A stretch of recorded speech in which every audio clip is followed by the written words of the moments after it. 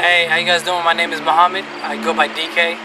I'm a poet and also a member of Somali Unified Youth. I'm here to give you guys an inspiration for the youth, or I guess some inspirational words. Honestly, I don't have much to say, but it's just that in life, there's two things you can do. Either you choose the right path or the wrong path, and that's it. Like really, just the Dean way. There's no other way to explain how to live a good life for a youth. The more connected you are to the Dean, then the more better person you become yourself.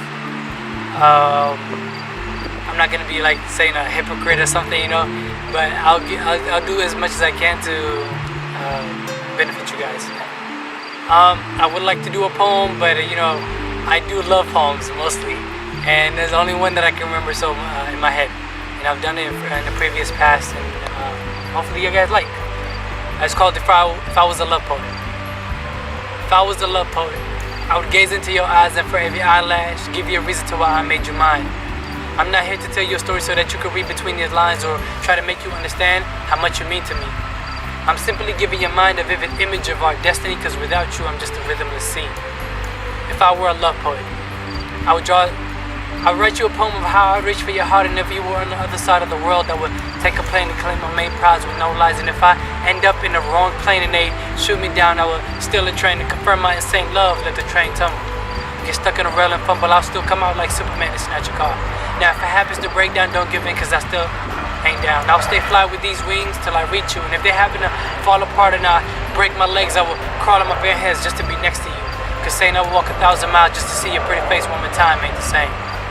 If I were a love poet, I would draw a timeline of our memories on the constellations, cause a history book does not contain enough pages to write explorations. We could write our own true fairy tale. You could be my Cinderella and I'd be your Prince Charming, or you could be my Juliet and I'd be your Romeo.